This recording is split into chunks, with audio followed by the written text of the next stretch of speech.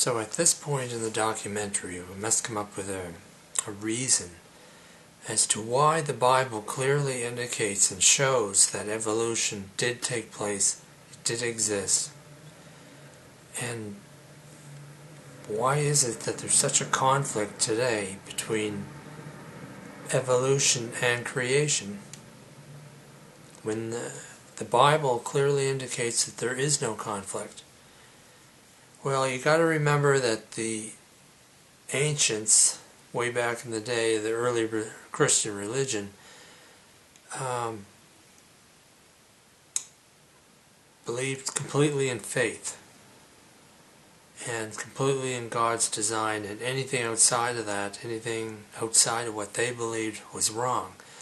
So there began this great crusade against science and the horrors of the Inquisition and banishment from the church and the threat of going to hell and being physically taken by the church and tortured to recant of your sinful thoughts. There was an actual bloody crusade against science which took place over hundreds of years.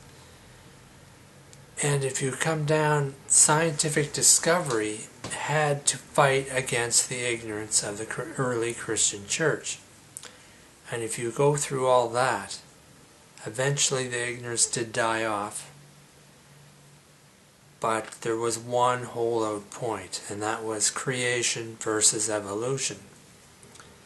And the people who believed in evolution were just as ignorant of what the Bible said as those who believed in creation only.